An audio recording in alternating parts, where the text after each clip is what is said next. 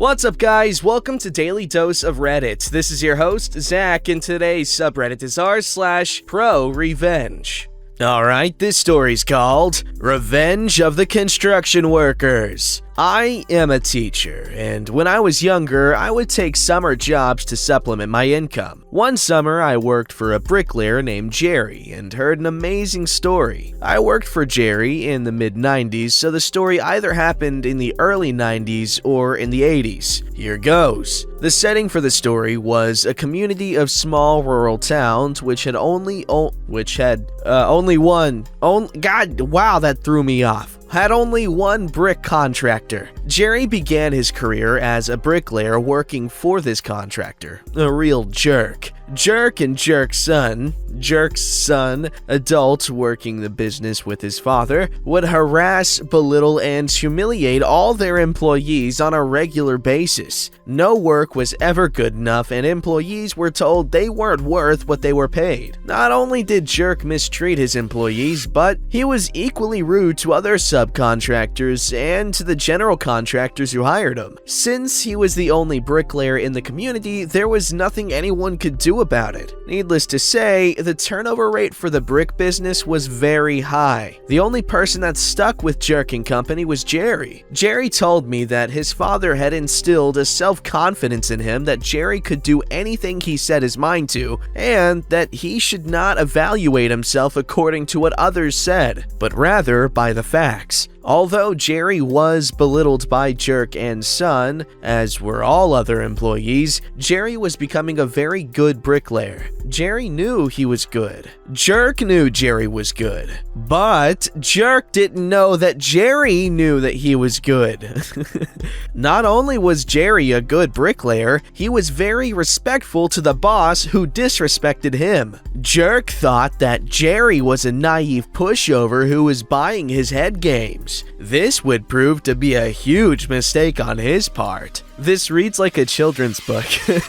Yeesh, I need some nasal spray. One day, Jerry was doing an exceptionally good job of laying brick. Not only was his craftsmanship amazing, he was laying brick at a high rate of speed so that he was making his boss lots of money. Of course, Jerk and Son were belittling his work as though he was doing the very opposite. This scenario was being observed by the general contractor of the project. After work that day, the general contractor asked Jerry to stay behind so he could talk to him, as did every other construction worker in the community. General contractor hated working with Jerk. General contractor told Jerry that he had heard Jerk and Son belittling him and told him that he disagreed with everything Jerk was saying. He asked Jerry if he had ever considered going into business for himself. Jerry said that he would like to do that someday. General contractor then said that he would loan Jerry the money to buy a mixer, the most expensive piece of equipment needed to start a brick business, if Jerry would indeed start said business. The only hitch was that Jerry would need to pay for the mixer whenever he could, and that he would subcontract under general contractor. Jerry agreed to those terms and prepared to begin his new venture. Jerry respectfully told Jerk and Son his plans and gave his notice. The two mocked Jerry ruthlessly and laughed him to scorn. Jerk told Jerry, "You'll be back in 2 months begging to return to your job.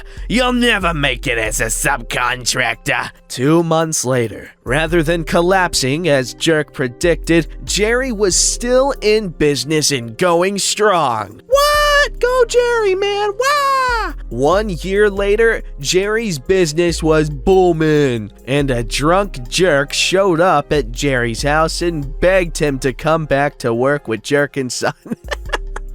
"Jerry, you're the best employee I ever had," Jerry replied. "Why didn't you ever tell me that when I was working for you?" Jerk couldn't answer the question, and Jerry obviously didn't accept the offer for employment. 2 years after beginning his entrepreneurial adventure, Jerry heard that Jerk and Son went out of business. Jerry said that he never intended to harm Jerk and Son when he accepted general contractor's offer. He said that looking back on things, he realized that he had become Jerk's greatest nightmare. I can't say that general contractor intended no harm. I thought the most amazing thing about the story was how that Jerry maintained his self-esteem in spite of all the ridicule. I also gained a respect for Jerry's father, who instilled an unshakable self-confidence in Jerry.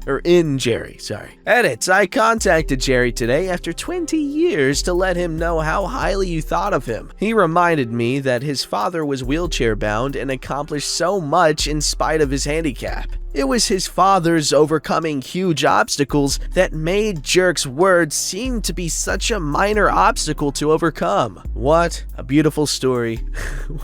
I love how this reads, man. It seems like a story, like a children's story that you'd see kind of like in a TV show, like within like an adult TV show, like kind of as a parody. And then I don't know, it was fun.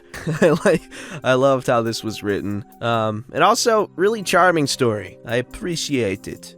Alright, this story's called He Should Have Just Said His Part. Some background. I'm the manager of a tight-knit extracurricular activity business. My boss is the owner. We serve children and adults. I'm glad to see at least they're not discriminating.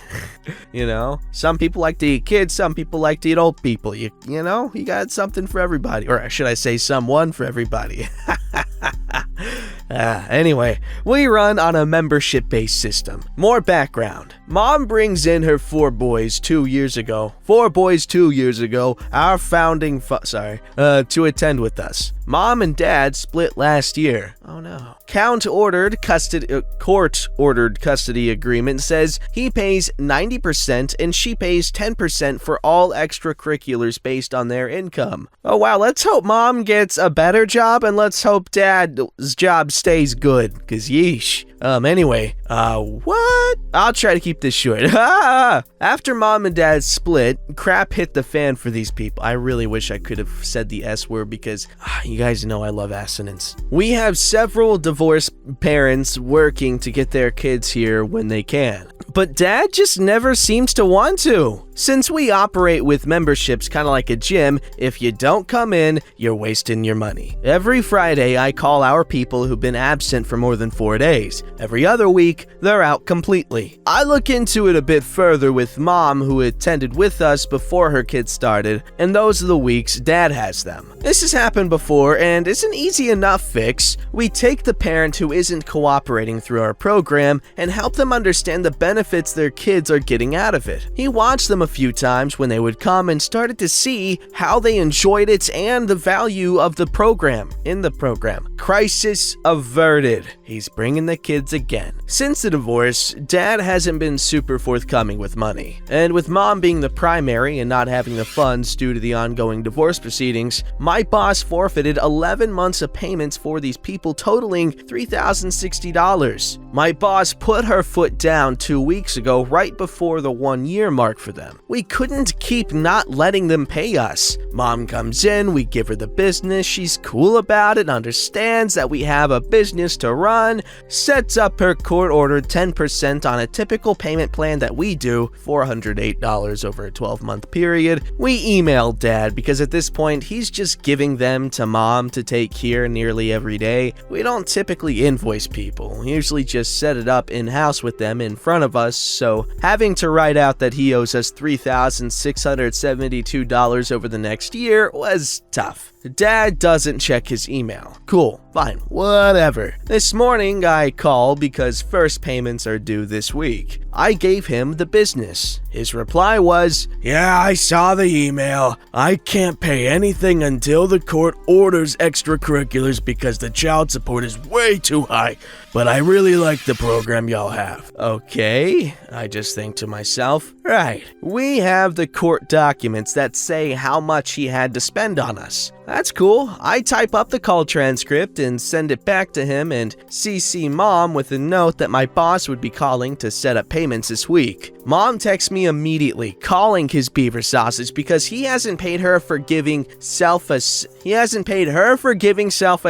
of child support ordered 6 months ago. Same document she provided us. Then Dad replies, The first reply he sent to any email we've sent him. He wanted to make sure we knew, continue if the child support schedule is complete and there is money to put to it. Possibly is, mom pays her half is out the conversation. I didn't quite understand what this meant, me neither, but I interpreted it as, the child support schedule isn't set yet, so I won't pay until mom pays. But we'd sent him the invoice showing him that mom paid. After a while, I stopped trying to understand. It just wasn't worth it. I sent the invoice to both their lawyers listed on the court document and let them take it to court. Dad refused to pay, even after he was found in contempt of court for refusing to pay for the kids' extracurricular activities. I've genuinely never met anyone this stubborn. The revenge starts here. So we end up having to take Dad to court because he ended up signing a contract with us to pay, and he's refused again and again.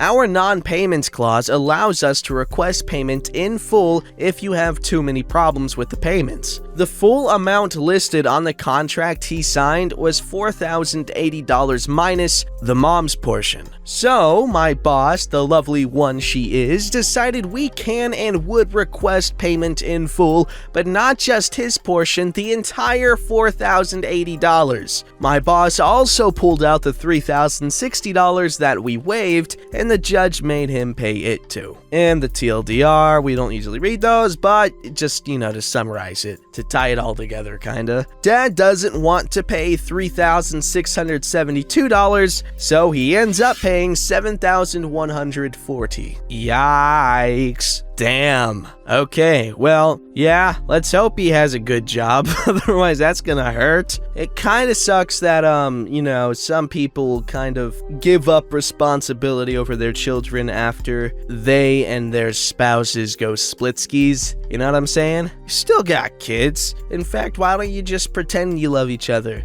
forever, and then maybe eventually you do. I'm kidding.